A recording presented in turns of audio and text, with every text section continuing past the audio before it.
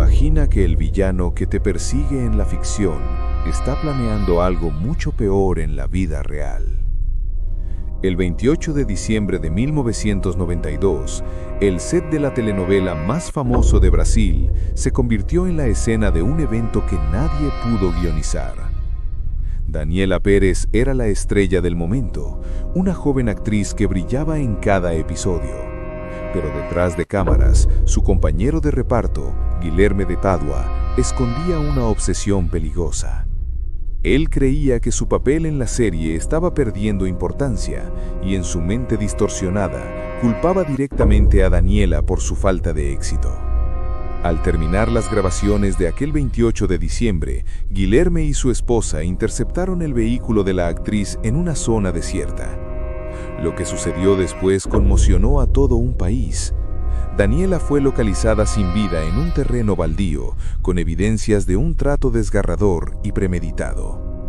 Lo más perturbador de este caso ocurrió horas después, cuando el propio responsable se presentó ante la madre de la actriz para darle el pésame y consolarla, fingiendo dolor mientras las autoridades ya le seguían el rastro.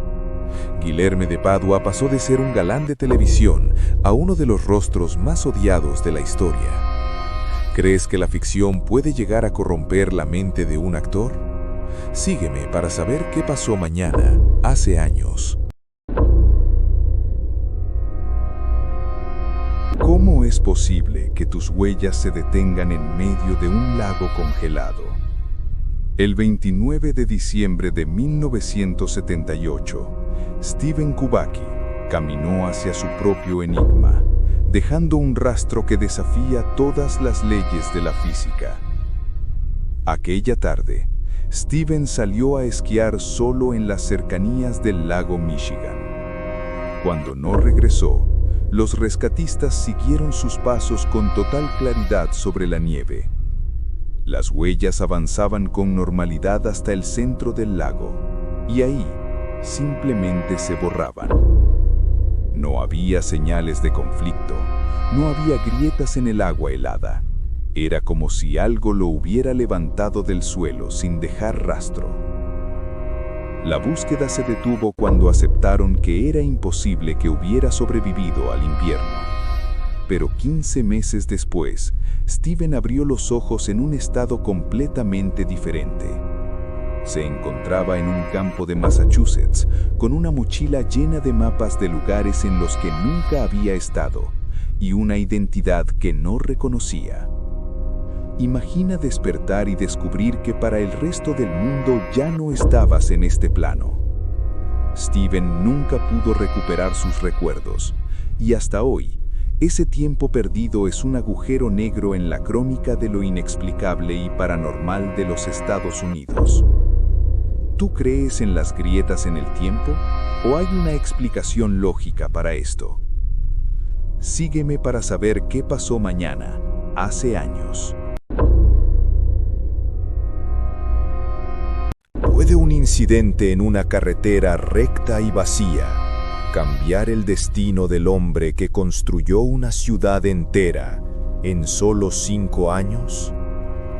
El 31 de diciembre es el día en que la historia sobre el expresidente Juscelino Kubitschek quedó envuelta en una versión oficial que muchos consideran un enigma de Estado. Juscelino era el líder más querido de Brasil, el visionario que fundó Brasilia, pero en los años 70 se convirtió en una figura incómoda para el sistema de aquel entonces.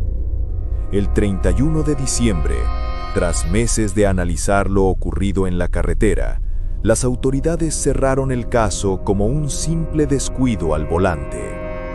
Sin embargo, las piezas del rompecabezas nunca encajaron. Testigos aseguran que antes del impacto se escuchó un ruido extraño que no provenía del motor.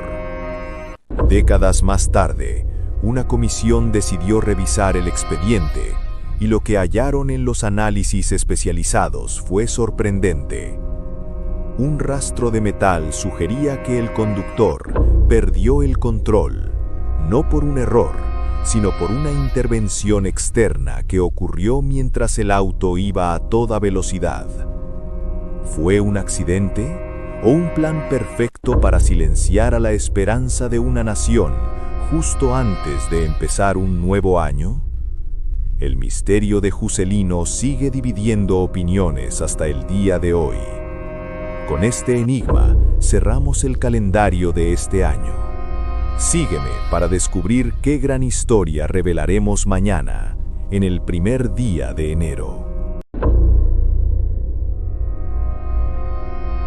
¿Puede un solo hombre desafiar a todas las autoridades de un país y mantener a una nación entera en vilo desde sus hogares?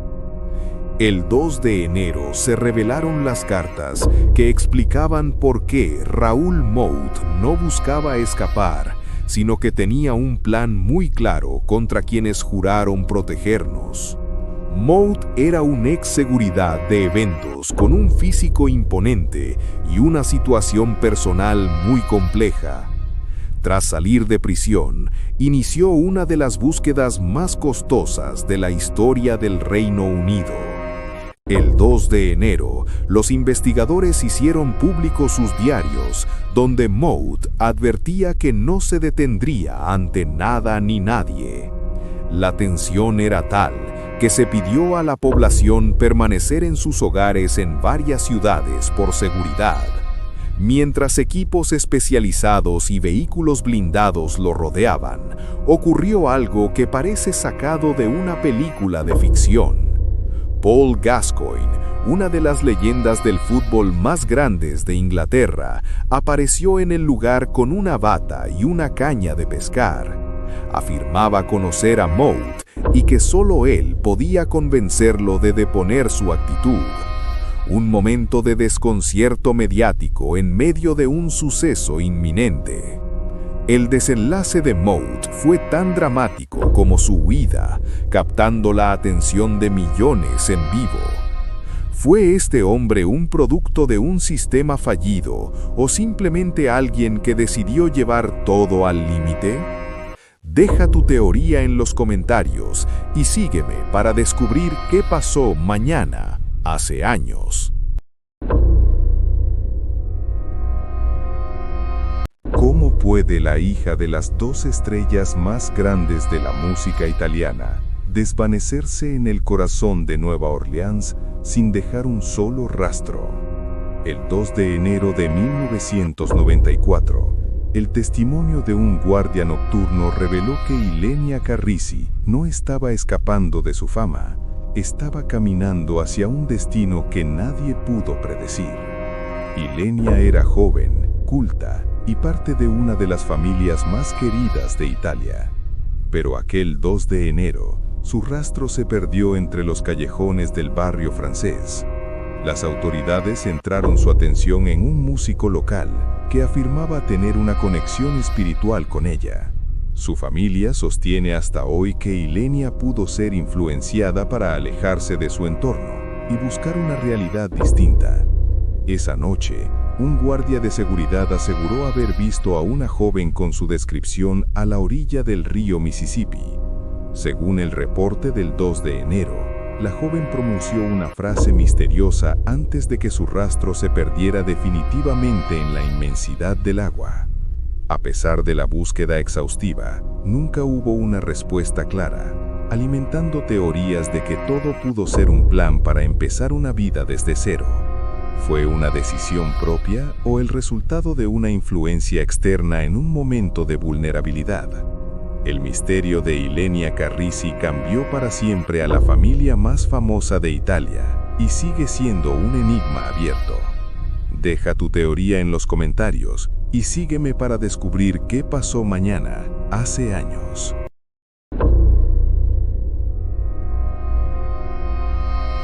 ¿Puede un ejército entero utilizar el rock and roll como una estrategia de presión psicológica para obligar a un mandatario a entregarse? El 3 de enero de 1990, tras 10 días de un despliegue sonoro ininterrumpido, la figura más poderosa de Panamá salió de su refugio para enfrentar a la justicia. Manuel Antonio Noriega, a quien sus opositores llamaban Cara de Piña, se había refugiado en la embajada de la Santa Sede.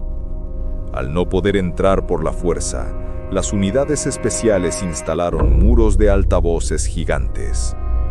Durante días, sonaron clásicos de AC/DC y Van Halen a un volumen ensordecedor, las 24 horas del día. Aquella noche del 3 de enero, el líder no pudo más y cruzó la puerta hacia su arresto. Pero al registrar sus propiedades, el mundo descubrió una faceta desconocida de su vida privada.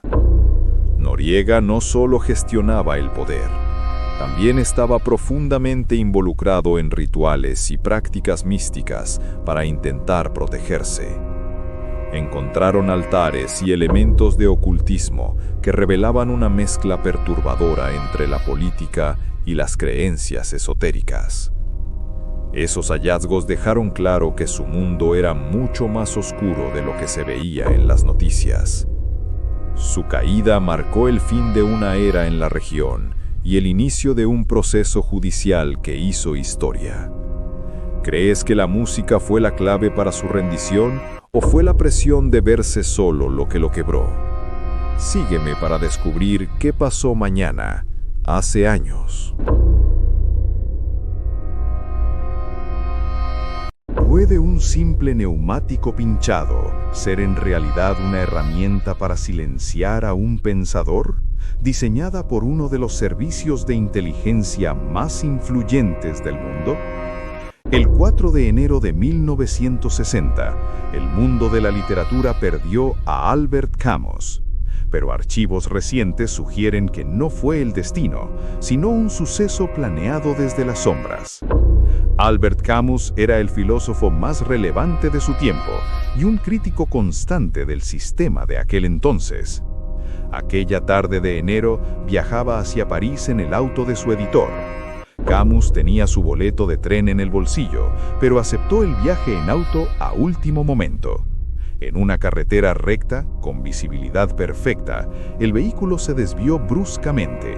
Su partida fue inmediata y el mundo lo aceptó como una ironía del azar. Sin embargo, décadas más tarde, un investigador italiano encontró una entrada reveladora en los diarios de un antiguo agente. Según el informe, se instaló un dispositivo en el neumático, diseñado para activarse solo a altas velocidades. Se dice que fue la respuesta a sus palabras contra la represión en Hungría. Lo que pareció un accidente pudo ser en realidad un acto orquestado para poner fin a su mensaje. ¿Fue Camus la víctima de un complot internacional o simplemente una coincidencia trágica en una carretera francesa? Su historia sigue siendo uno de los capítulos más debatidos de la historia intelectual. ¿Crees que las potencias del mundo aún operan así hoy en día? Sígueme para descubrir qué gran secreto revelaremos mañana. ¿Puede el odio ser más fuerte que una fortuna de cientos de millones de dólares?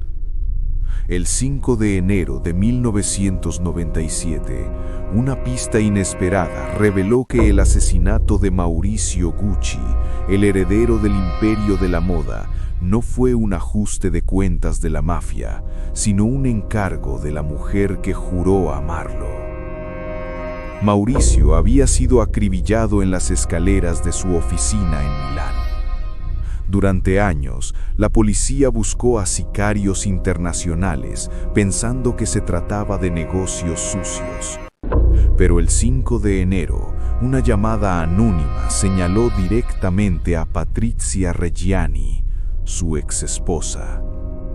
Patrizia, conocida como la Lady Macbeth de la moda, no soportaba ver cómo su apellido y su dinero se escapaban con la nueva amante de su esposo. Lo que los investigadores encontraron fue una trama surrealista. Patrizia había contratado a una vidente y a un portero de hotel endeudado para organizar la ejecución. En su diario, el día del asesinato, solo había una palabra escrita en mayúsculas: Paradisos, que en griego significa paraíso. Cuando la policía llegó a detenerla, ella se negó a salir de casa sin sus joyas y su abrigo de piel de bisón, enfrentando a las cámaras con una sonrisa gélida. Incluso en prisión, ella exigía que la llamaran Lady Gucci, afirmando que prefería llorar en un Rolls Royce que ser feliz en una bicicleta. ¿Fue una mujer despechada o una mente criminal que calculó cada paso para conservar su estatus? Deja tu opinión en los comentarios y sígueme para descubrir qué pasó mañana, hace años.